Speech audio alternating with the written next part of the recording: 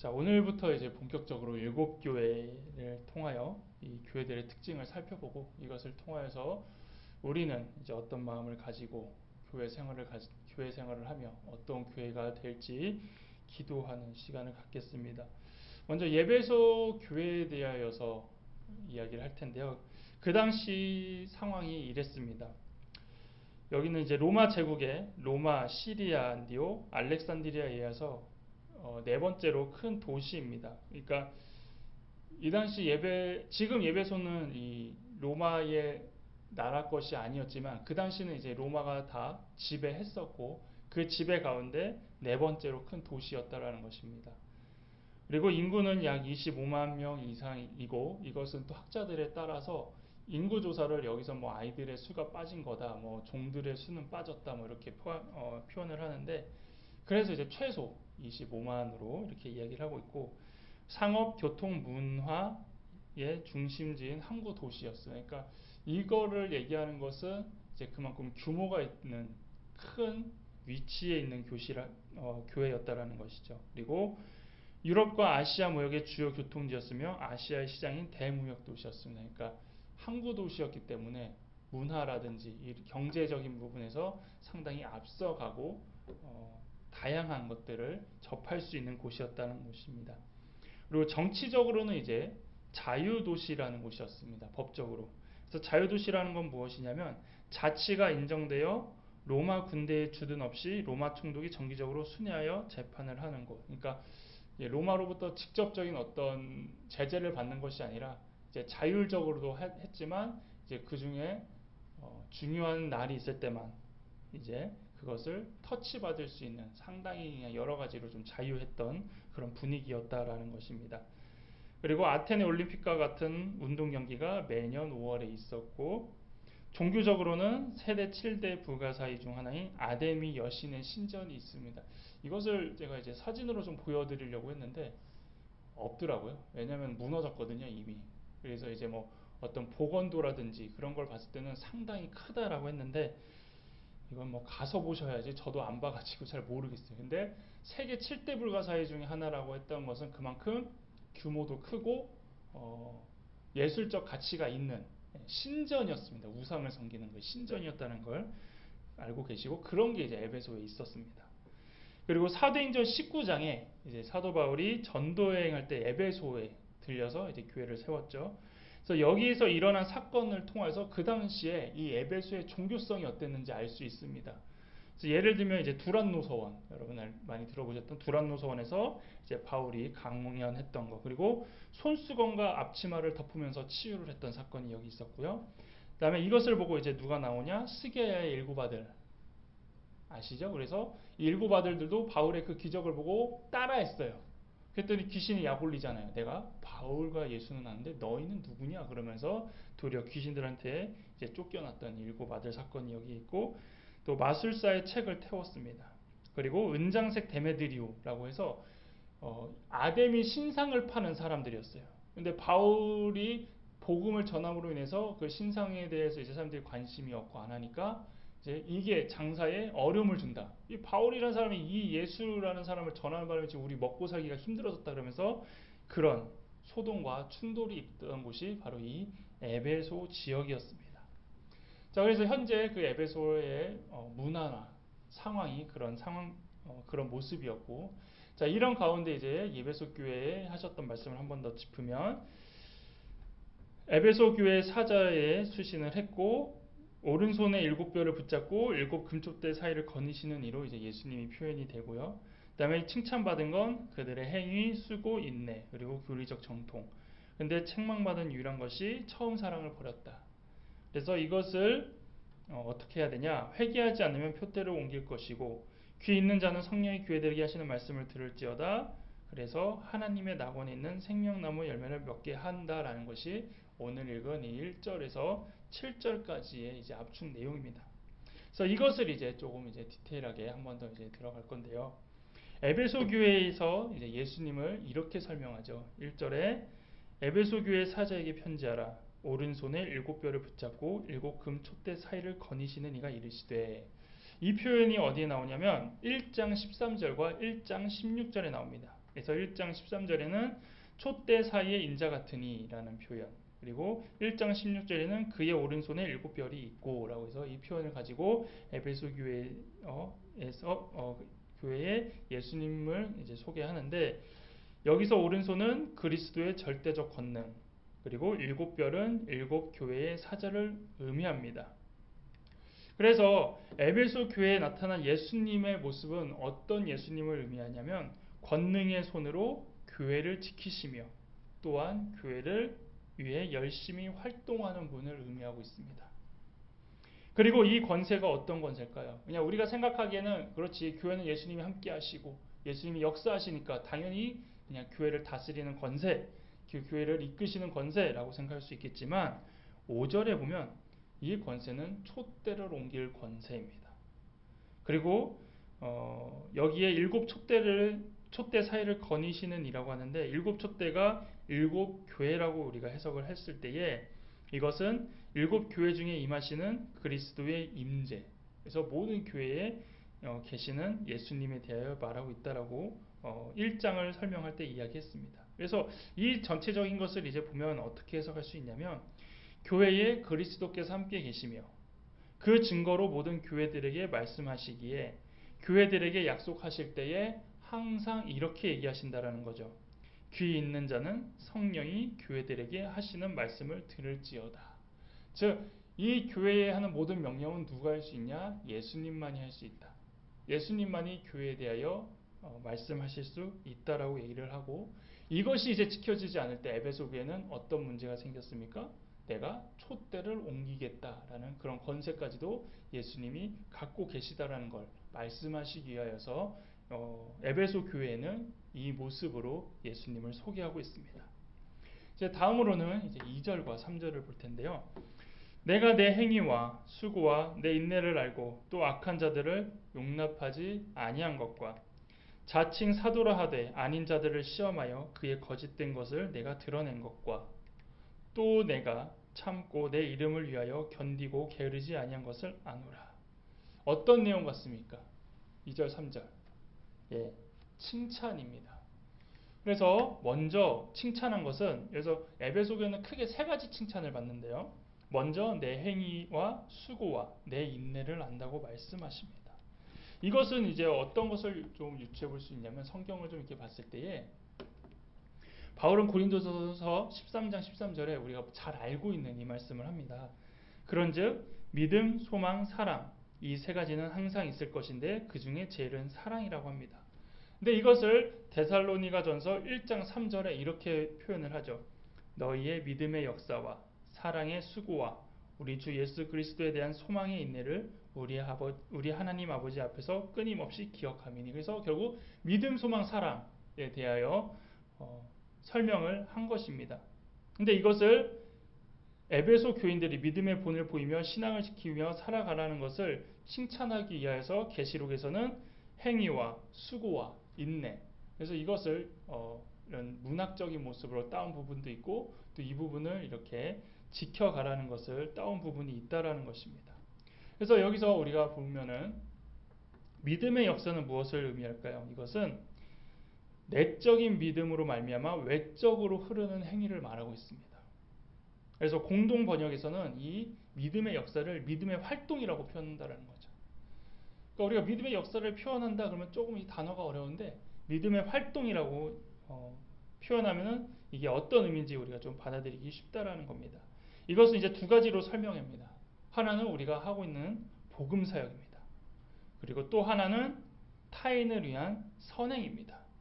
즉 우리가 쉽게 말하는 믿음 생활, 즉 우리가 예수님을 믿는 대로, 하나님을 아는 대로 사는 것, 예수님의 말씀대로 사는 것, 이게 바로 믿음의 역사라는 것이죠. 근데 우리는 믿음을 마음으로만 간직하고 드러낼 수 없다라고 생각한다라는 것입니다. 그런데 그 믿음의 역사는 그 믿음이 겉으로 드러나는 것입니다. 그래서 믿음의 활동은 열매가 맺어질 수 있다라는 것입니다. 그래서 우리가 믿음이 있으면 그 믿음을 보여라. 그 믿음을 어떻게 표현하냐? 그것은 열매로 드러날 수 있다라는 것. 그래서 믿음의 역사를 이렇게 표현할 수 있다라는 것이죠. 다음 이제 사랑의 수고는 뭘까요? 이 사랑의 수고는 시제상 진행형입니다. 그 즉 예전에 사랑했었다 아니면 사랑해야 된다 이게 아니라 지금 사랑하라는 것이죠. 그래서 계속 경주하는 노력이라는 뜻을 갖고 있습니다. 그래서 이 용어는 그리스도를 위한 봉사를 뜻할 때 사용되고 타인과 교회를 위한 희생으로 교회에서 헌신하는 것을 의미합니다. 그래서 사랑의 수고하면 우리가 이웃을 사랑해야 되고 이것보다는 여기서는 교회 사랑, 예수님 사랑, 하나님 사랑인데 현재형이라는 거죠. 예전에야 예수님을 사랑했었지. 앞으로 예수님 사랑할 겁니다. 이게 아니라 현재 예수님을 사랑하는 걸 표현하는데 그것을 교회 안에서 어떤 헌신과 어떤 희생으로 그것을 보이라는 것이고 노력하라는 것이죠. 그래서 우리가 교회에서 봉사하거나 복음을 위해 사는 이유가 무엇입니까? 바로 그것이 하나님을 사랑하는 것이고 예수님을 사랑하는 표현이기 때문이죠. 그리고 소망의 인내는 예수님의 재림에 대한 소망입니다. 이것은 현실적인 삶에서의 고난을 인내하는 힘을 주는데 좁게 보면 일상에서 만나는 다양한 유혹을 이겨내는 것을 의미하고 넓게 보면 이제 우리 일생 가운데 마귀와 대적하는 믿음의 용기를 의미하고 있다는 것이죠. 그래서 종합해 보면 이 세 가지 요소, 믿음의 역사, 사랑의 수고, 소망의 인내는 신앙의 3요소라고 말하는 믿음, 소망, 사랑을 말하고 있으며 이 세 가지 요소 중 하나만 강조하는 것이 아니라 서로 맞물려서 이 개인과 교회 안에서 이루어져감을 말합니다. 그래서 내 행위와 수고와 인내를 안다라는 건 지금 이 세 가지 요소를 잘 갖춘 상태로 신앙생활을 하고 있는 에베소 교인들아라고 이해하면 된다라는 것이죠. 그래서 에베소 교인들은 치우치지 않고 이 3박자에 맞춰서 잘 신앙생활할 수 있는 이 신앙인으로 훈련되어 있다라는 것이죠. 근데 이제 이 사람들이 이제 어떻게 살아가냐면 악한 자들을 용납하지 않은 것과 그리고 자칭 사도라 하되 아닌 자들을 시험하여 그의 거짓된 것을 내가 드러낸 것에 대하여 이제 칭찬을 하십니다. 이것은 에베소 교회가 이제 바른 신앙생활뿐만 아니라 실제로 바른 교리와 바른 신학까지도 그들이 갖고 있었다라는 것이죠. 그러니까 어떤 겉으로 드러나는 행동과 믿음만 잘한 것이 아니라 그들이 배운 성경 공부와 그런 교리들도 실제로 제대로 알고 있었고 그것을 이제 이러한 부분으로 표현했다라는 것입니다. 여기서 보면 악한 자들이 나옵니다. 악한 자들은 누굴 얘기하냐면 윤리적, 우리 이제 악한 사람들. 왜냐하면 교회 안에도 윤리적으로 악한 사람들이 분명히 있거든요. 어떤 힘과 그리고 어떤 범죄적인 사람들도 분명히 있었고, 그다음에 자칭 사도는 이제 교리적으로 문제를 일으키는 사람을 얘기합니다. 그래서 교회 안에 이런 사람들이 왔음에도 불구하고 그들에게 휘둘리지 않고 넘어가지 않고 그 사람들과 이제 경계를 지어서 교회에 분란을 일으키지 않는 모습으로 잘 버티고 있구나라는 것을 얘기하고 있다는 거죠. 여러분, 교회 안에는 항상 문제를 일으키는 사람들이 있습니다. 그 사람들이 일부러 그럴까요? 그 사람들이 항상 얘기하는 건 뭐냐면 내가 교회를 생각해서 하는 얘기다. 뭐 이런 얘기 많이 한단 말이죠. 근데 이제 그런 문제에 대하여 우리가 그 사람을 바라보는 시각이 중요한 게 아니라 그런 문제가 일어났을 때 교회는 그것을 어떻게 해결하느냐 이게 더 중요하다는 것이죠. 왜냐하면 문제 없는 교회가 없다는 것은 이미 우리는 다 알고 있습니다. 그렇다면 이 문제를 교회는 어떻게 그것을 해결하고 있는가 사람들은 항상 그것을 바라보고 있다는 것이죠. 교회 안에는 적어도 윤리적인 문제 또는 교리적 문제가 항상 있을 법하고 실제로 노회나 이런 데서도 이거 가지고 많이 다투기도 합니다. 그런데 에베소 교회는 바울로부터 철저히 양육을 받았기 때문에 올바른 신앙관이 있었고 이것을 토대로 바른 신학과 바른 교리가 있었기 때문에 이런 문제들이 있어도 크게 흔들리지 않고 언제나 그것들을 잘 넘겼다라는 것입니다. 현재도 대부분 교회에서 다양한 양육과 훈련들이 진행되고 있는데 그럼에도 다양한 문제들로 어려움을 겪는 거 보면 에베소 교회의 이러한 모습은 충분히 현재 한국 교회들이 부러워할 수 있고 또 칭찬받아 마땅한 모습이라는 것이죠. 또한 신학적인 문제가 있는 사람들이 한 번 더 나옵니다. 6절에 오직 내게 이것이 있으니 내가 니골라당의 행위를 미워하는도다. 나도 이것을 미워하노라. 그래서 여기서 말하는 니골라당이 앞에 나온 거짓 사도와 조금 따로 언급된 것은 분명히 그들이 좀 차이가 있다라는 것이죠. 지금도 이단들의 종류가 상당히 많습니다. 그들을 뭐 교리적으로 나누기도 하고 또 교주가 달라서 나누기도 하지만 그 가운데 교리가 비슷한 이단들이 있습니다. 그래서 우리는 그것을 아류라고 표현하고 아니면 이제 그 이단에서 파생된 이단이다. 그래서 구원파의 한 종류다. 뭐 신천지의 아류다. 뭐 이렇게 표현을 많이 하는데요. 이처럼 성경에서도 자칭 사도, 니골라당, 발람의 교훈을 따르는 자, 이세벨의 교훈을 따르는 자처럼 이 이단의 종류들도 조금씩 다양하게 지칭했다라는 것은 이들의 교리도 다른 것도 있고 또 아류로서 파생된 것이 있기 때문에 하나로 묶어서 이야기하지 않았다라는 것이죠. 그렇다면 많은 사람들이 여기서 궁금해하는 게 있습니다. 그러면 니골라당은 누굴까? 어떤 교리를 따르는 걸까? 이건 뒤에 한 번 더 나오기 때문에 이 시간엔 자세히 이야기하지 않겠지만 간단히 얘기하면 니골라라는 이름이 여기에 처음 등장하지 않습니다. 대부분 이 니골라를 사도행전 7지사 중 한 명이라고 대단히 자신 있게 얘기하는 분들이 계신데 그 어느 책에서도 이 니골라라는 사람이 니골라당을 만들었다고 이야기하는 학자도 없고 이 주장에 대한 정확한 근거가 없다라고 얘기합니다. 그러니까 전혀 상관없는 동명이인이다라는 것이죠. 그래서 이들 니골라당은 이제 어떤 걸 이야기하냐면 영지주의입니다. 영지주의는 영은 선하고 육은 악하다. 그래서 영지주의는 항상 어디로 가게 되냐면 쾌락주의에 빠지게 되어 있고 상관이 있다라는 것이죠.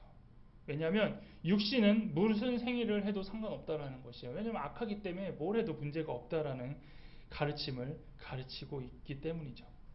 그래서 이들의 행위에 대해서는 2장 14절 버가모 교회에 대하여 이야기할 때 발람의 교훈을 지키는 자들과 연관이 있다라고 얘기를 했고요. 또 2장 20절 두아디라 교회에 대해서 이야기할 때는 또 자칭 선지자라고 하는 이세벨의 추종자들과 연관이 있다. 그러니까 완전히 똑같진 않대. 지금 말한 것처럼 발람의 교훈을 따르는 자들과 이세벨의 교훈을 따르는 자들과 이제 연관이 있는 부분도 같이 있는 그런 모습을 갖고 있는 게 또 니골라 당이다라고 이해하시면 되는 겁니다. 그래서 니골라당의 교리는 영지주의적이고 그들의 행동은 발람의 교훈이나 이세벨의 교훈을 지키는 사람들처럼 우상의 재물을 먹고 행음하는 것을 가르쳤다라는 것입니다. 그리고 이것을 에베소 교회는 미워했고 주님도 미워한다는 것이죠. 그러니까 교회 안에 이런 얘기를 했던 거죠. 문제 없어. 다른 거 다 돼도 이런 부분도 괜찮을 거야 라고 얘기했다라면 그것을 이제 에베소 교인들이 철저히 막았다는 겁니다. 그래도 이건 아니지. 이건 해서는 안 되지. 이제 이렇게 표현을 하면서 그들을 미워했다라는 것이죠. 이제 마지막으로는 참고 내 이름을 위하여 견디고 게으르지 아니한 것을 이제 칭찬하십니다. 무엇을 참은 걸까요? 이것은 바로 앞에 언급한 거짓 사도들의 그릇된 가르침과 행동들 그리고 황제 숭배의 핍박을 참고 견딘 것입니다. 디모데후서 2장 13절에 너는 그리스도 예수의 좋은 병사로 나와 함께 고난을 받으라 라는 겁니다. 그래서 이것이 이제 에베소 교인들의 모습이라는 것이죠. 뭐라고 되어 있습니까? 예수의 좋은 병사로 무엇을? 나와 함께 고난을 받는 것. 지금 에베소 교인들이 이런 모습이 아닐까라는 생각입니다.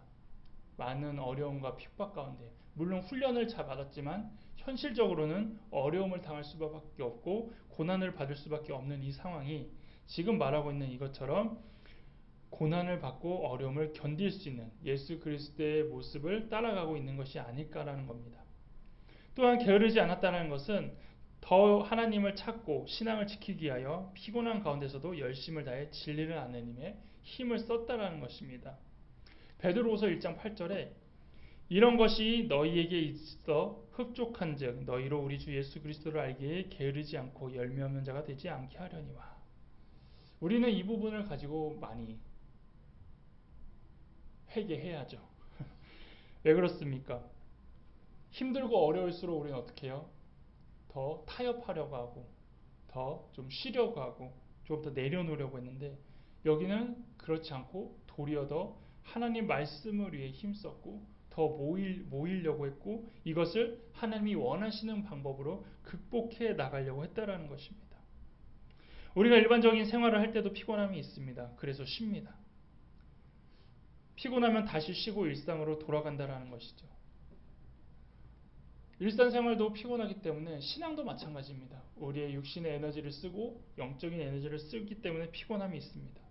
그래서 그 피곤함을 풀기에 안식이 있는 것입니다. 그래서 안식 후 다시 힘을 내어 신앙생활을 해야 하는 것. 이것이 어떻게 보면 우리가 주일날 예배를 드리든지 아니면 매일 큐티를 하든지 또 매일 기도를 하면서 그런 회복을 찾아야 되는데 어떻습니까? 신앙생활이 통해서 어려우면 바로 안식년을 찾기 시작합니다. 안식년 찾고 이제 쉬다가 돌아와야 되는데 도리어 떠나거나 포기할 때가 많다라는 것이죠. 그렇지만 여기서 말하는 건 무엇입니까? 힘들수록 놓지 않아야 되는 것이 바로 신앙생활이다. 힘들수록 더 힘을 내야 될 게 예수님을 찾는 거다라는 것을 말하는 것이고, 지금 에베소 교인들이 그 모습을 보여주고 있었다라는 것입니다. 그래서 우리가 신앙생활을 하는 것은 물론 우리 삶 가운데 자연스럽게 나타나는 것도 있지만, 그것은 내가 필수로 해야 되는 부분도 있지만 또 그걸 하지 않으면 우리가 죽기 때문에 해야 되는 것입니다. 그래서 이런 얘기가 있습니다. 바빠서 기도합니다. 단어적으로는 상당히 문제가 있는 거죠. 바쁘면 기도를 어떻게 해요? 더 기도할 시간이 없죠. 근데 바쁠수록 기도해야 된다는 것입니다. 이것을 준비하다가 이 또 농담이 생각이 나서 하나 조사해 봤습니다. 여러분, 술 마시는 사람이 요일별로 술 마시는 이유가 있다고 얘기를 해요. 들어보셨죠? 자, 월요일은 원래 먹는 날이니까 이제 술을 먹고요. 화요일은 화끈하게 먹는 날이라서 먹고요. 수요일은 수도 없이 먹는 날이라 먹고요. 목요일은 목이 터지게 먹는 날이라 먹고요. 금요일은 금세 먹고 또 먹는 날. 토요일은 토하면서 먹는 날. 일요일은 일일이 찾아다니며 먹는 날. 그러니까 무슨 얘기입니까? 술 먹는 사람들은 항상 매일 먹는 이유가 있다라는 거예요. 이런 이유를 대면서 술을 찾는다라는 거죠. 이렇게 술도 매일 마시려고 말도 안 되는 이유를 갖고 있는데 우리의 신앙은 어떠냐는 것이에요. 다양한 이유를 가지고 우리도 신앙을 해야 되는데 도리어 다양한 이유를 가지고 신앙을 포기하고 내려놓고 어쩔 때는 줄인다라는 것입니다. 힘들 때는 좀 쉰다고 보류하고, 피곤할 때는 한숨 잔다고 보류하고, 기쁠 때는 기쁨을 좀 즐긴다고 보류하고, 아플 때는 나으면 하겠다고 보류하고. 그래서 술은 다양한 이유로 먹으려고 하지만 신앙은 다양한 생활로 내려놓으려고 한다라는 겁니다. 그런데 에베소 교회 지도자들이 누구였습니까? 여러분 놀라지 마세요. 바울, 디모데, 사도 요한, 지금으로 말하면 최고의 담임 목사님들입니다. 이런 사람들을 통해서 훈련받았던 이 에베소 교인들. 그러니까 교리적으로도 그의 신앙적으로도 얼마나 수준이 있었을 것이고, 또한 항상 그분들이 했던 건 뭐예요? 말씀을 강조하고 엄청나게 하나님의 말씀을 가지고 그들을 채찍질이라고 표현하기 뭐하지만 이렇게 밀어붙였기 때문에 그들이 또 견딜 수 있고 또 시키는 대로 신앙생활을 하니까 노력할 수 있고 견뎌낼 수 있었다라는 것이죠. 그래서 에베소 교회는 이런 저력이 있는 교회였다는 것입니다. 교리적으로만 인정받는 것이 아니라 실제로 그들의 삶과 행동에서도 이처럼 사람들에게 인정받은 교회라는 것입니다. 여러분, 에베소 교회의 이 칭찬을 가지고 여러분은 어떤 도전을 받으실 수 있습니까? 에베소 교회가 로마의 핍박과 어려움을 이겨내는 방법은 그래서 이랬습니다. 요한일서 5장 4절에 무릇 하나님께로부터 난 자마다 세상을 이기느니라. 세상을 이기는 승리는 이것이니 우리의 믿음이니라. 그래서 그들이 대적하는 방법은 힘도 아니었고 무력이 아니었고 오직 주님이 주신 그 믿음과 그리고 그들이 가르쳤던 그 하나님의 말씀과 그들이 항상 극복하려고 했던 그 열정이 이것을 이겨내면서 견뎠기 때문에 예수님께서 이 부분을 가지고 칭찬하고 계신다라는 것이죠. 현재 한국 교회들의 모습을 한번 살펴봅시다. 국가로부터 다양한 어려움과 핍박을 받고 있습니다. 근데 그거는 자연스러운 것이 아니라 도리어 교회가 잘못한 부분이 더 많다라는 것이죠. 근데 그것을 회개하지 않고 돌이키지 않고 대부분 당연히 우리는 핍박받는 것이다라고 이렇게 또 오해하는 경우가 많이 있습니다. 근데 어찌 됐던 간에 교회가 어떤 어려움과 이런 고난을 받을 때에 대항하는 모습은 지혜로워야 된다는 것이죠. 당연히 힘으로 안 됩니다. 근데 우리는 계속 어떤 정치적인 문제로 이것을 힘으로 해결할 때가 많이 있다는 것입니다. 또한 말씀 공부를 열심히 하고 말씀 연구를 많이 하는데 항상 성경적인 방법이 아닌 결국 세상적 방법대로 하다 보니 에베소 교회 같은 칭찬을 받기가 어려워 보인다는 겁니다. 우리도 에베소 교회와 같이 칭찬받는 거는 이 세 개 중에 하나 정도는 받을 수 있을 것 같아. 한국교회 훈련 많이 하잖아요. 양육 많이 하잖아요. 근데 우리가 이단은 또 잘 못 걸러내는 것 같고 또 이단적인 요소를 또 잘 이제 빼내지 못하는 부분들, 그리고 신앙적으로 게으른 부분들, 이런 부분들은 우리가 에베소 교회는 못 따라가고 있습니다. 그래서 우리도 어떤 모습으로 가야 되니까 기회가 있다라는 것이죠. 이 부분을 통해서 어느 한쪽만 잘 가르친 것이 아니라 여기서 말했던 이 세 가지 에베소가 칭찬받았던 것, 이것도 우리도 조금씩 회복하면서 이것을 통하여 분별하면서 나아갈 때에 함께 가는 교회와 또 한국 교회도 에베소 교회와 같은 칭찬을 받을 수 있는 충분한 조건이 될 수 있다라는 것이고, 우리도 그렇게 기도하면서 또 나아가야 된다라는 것입니다. 그래서 저와 여러분 그리고 이 설교를 듣는 모든 분들이 한국 교회를 위해 기도할 때 이런 부분을 놓고 같이 기도해야 됩니다. 대부분 우리 교회 이렇게 표현을 많이 하는데 저는 우리 교회라는 것보다 이 지상에 있는 교회를 놓고 기도한 것을 더 좋아합니다. 왜냐하면 우리 교회에만 예수님이 계신 게 아니라 앞에도 얘기했듯이 모든 교회들 사이에 주관하신 주님이 계시는데 우리 교회만 잘 될 수는 없고 예수님이 역사하시는 모든 교회가 함께 칭찬을 받는 것이 얼마나 더 기쁜 일입니까? 항상 우리 교회만 칭찬받기 원하고 우리 교회만 두드러지기 원하고 우리 교회만 번성하기 원하고, 물론 좋죠. 담임하는 목회자, 그런 이름 있는 교회 다니는 교인들 다 좋습니다. 하지만 에베소 교회의 칭찬은 그런 부분을 칭찬받은 게 하나도 없습니다. 도리어 하나님 말씀을 잘 배우고 있는지, 잘 가르치고 있는지, 말씀대로 잘 살아가고 있는지, 그리고 잘 분별하고 있는지, 더 나아가 위기 때, 어려울 때, 힘들 때 그 말씀대로 견디며 살아가고 열심을 내고 있는지, 하나님은, 그리고 우리 주님은 이것을 보고 계신다라는 것이죠. 그래서 우리도 교회를 위하여 기도할 때에 에베소 교회처럼 분별력을 갖고 더욱더 말씀에 열심을 내고 또 아는 것으로 끝나는 것이 아니라 복음과 교회를 위하여 더욱더 열정을 낼 수 있도록 기도하는 여러분 되시기를 바라겠습니다. 시간 찬양하고 기도하겠습니다.